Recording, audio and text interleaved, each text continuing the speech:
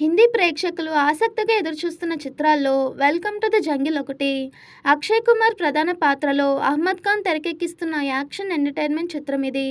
Welcome ఫ్రాంచైజీలో రానున్న ఈ మూడో భాగంలో దిశా పటానీ, రవీనా టాండన్, జాక్వెలిన్ ఫెర్నాండెజ్ తదితరులు కీలక పాత్రలు పోషిస్తున్నారు. తాజాగా ముంబైలో భారీ యాక్షన్ సన్నివేశాల చిత్రీకరణ పూర్తయినట్లు సమాచారం. దాదాపు 200 గుర్రాలతో పవర్ ప్యాక్డ్ యాక్షన్ సీక్వెన్స్ని చిత్రీకరించారు. 7 రోజుల పాటు జరిగిన ఈ షూటింగ్లో సన్నివేశాలను మునుపెన్నడూ చూడని విధంగా తీర్చిదిద్దారు. 10 ఎకరాల స్థలంలో భారీ సెట్ వేసి ఈ ఘట్టాల్ని రూపొందించారు అని సన్నిహిత వర్గాలు తెలిపాయి. క్రిస్మస్ కానుకగా ఈ ఏడాది డిసెంబర్ 20న ఈ సినిమా అభిమానుల ముందుకు రానుంది. టీమిండియా హెడ్ కోచ్ రేస్లో వినిపిస్తున్న పేర్లలో జస్టిన్ లాంగర్ పేరు ఒకటి.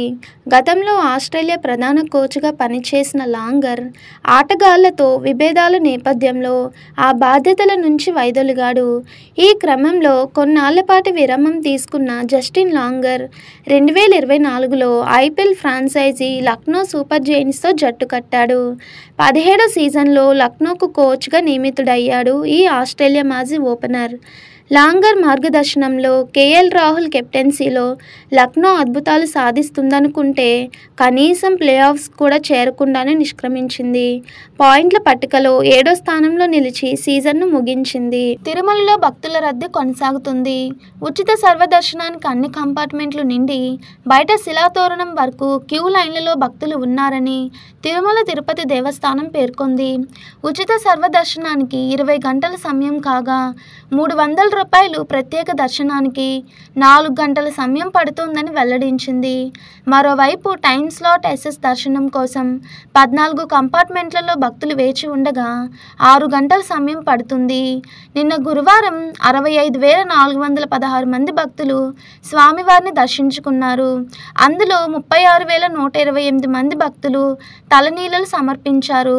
స్వామివారి హుండీ ఆదాయం 3.51 కోట్లుగా లెక్క తేలింది. సార్వత్రిక ఎన్నికల పోలింగ్ సరళి ఫలితాల అంచనాపై వైఎస్ఆర్సీపీ అధ్యక్షుడు ముఖ్యమంత్రి వైఎస్ జగన్మోహన్ రెడ్డి తొలిసారిగా స్పందించారు.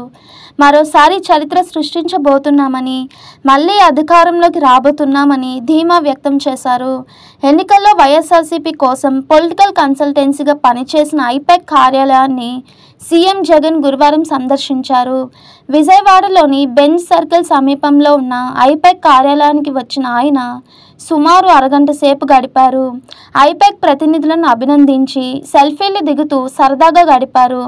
2019 ఎన్నికల్లో 151 శాసనసభ, 22 లోక్సభ స్థానాలను దక్కించుకొని వైఎస్ఆర్సీపీ చారిత్రక విజయం సాధించిందని ఈ సందర్భంగా సీఎం జగన్ గుర్తు చేశారు.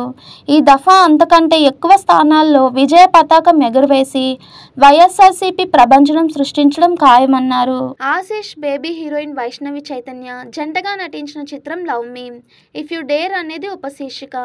ఈ చిత్రానికి అరుణ్ భీమవరపు దర్శకత్వం వహించారు. శిరీష్ సమర్పణలో దిల్ రాజు ప్రొడక్షన్స్ పై హర్షిత్ రెడ్డి, హన్షిత, నాగమల్లుడి నిర్మించారు. తాజాగా ఈ సినిమా రిలీజ్ ట్రైలర్ను మేకర్స్ రిలీజ్ చేశారు. ట్రైలర్ చూస్తే హారర్ థ్రిల్లర్గా ఈ సినిమాను తెరకెక్కించినట్లు తెలుస్తుంది. దెయ్యంతో హీరో ప్రేమలో పడడం అనే కాన్సెప్ట్ ఈ సినిమాపై మరింత ఆసక్తిని పెంచుతుంది. హీరో దెయ్యం మధ్య సన్నివేశాలు ఇంట్రెస్టింగ్గా అనిపిస్తున్నాయి. ఇప్పటికే అన్ని కార్యక్రమాలు పూర్తి చేసుకున్న చిత్రం ఈ నెల 25న థియేటర్లలో విడుదల కానుంది.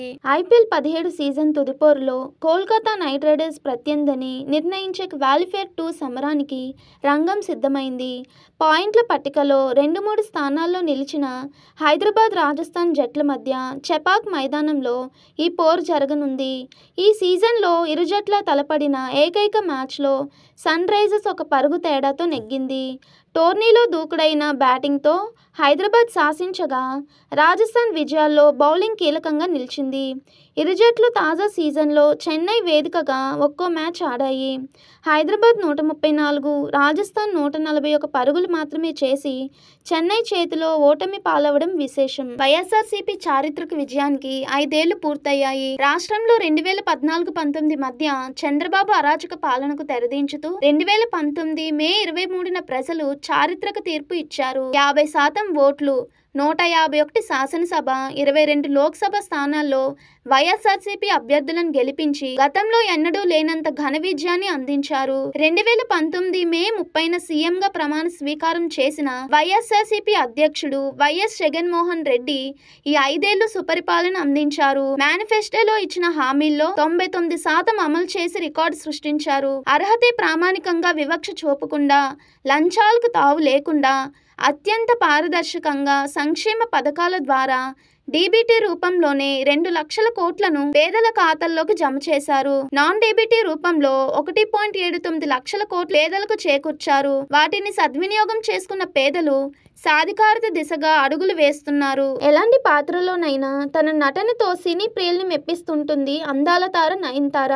వరుస సినిమాలతో తీరిక లేకుండా గడుపుతున్న ఈ భామ ఇప్పుడు మరో క్రొత్త ప్రాజెక్టుకు పచ్చ జెండా ఊపింది. ప్రముఖ నిర్మాణ సంస్థ 7 స్క్రీన్ స్టూడియోస్ నిర్మిస్తున్న ఓ చిత్రంలో ఆమె ప్రధాన పాత్రలో నటిస్తున్నట్లు తెలుస్తుంది. లోకేష్ కనగరాజ్ తెరకెక్కించిన విక్రమ్ మాస్టర్ లాంటి విజయవంతమైన సినిమాలకు సాహిత్యం అందించిన విష్ణు ఈ సినిమాతో దర్శకుడిగా తొలి అడుగు వేయబోతున్నారు. ప్రస్తుతం నయన్తో చర్చలు జరుపుతుంది చిత్ర బృందం. స్క్రిప్ట్ పనులు ముగింపు దశలో ఉన్న ఈ ప్రాజెక్టు గురించి త్వరలో అధికారికంగా ప్రకటించడానికి సన్నాహాలు చేస్తున్నారని నిర్మాణ సంస్థ సన్నిహిత వర్గాలు తెలిపాయి. ప్రస్తుతం డియర్ స్టూడెంట్స్ చిత్రీకరణలో ఉంది నయన్.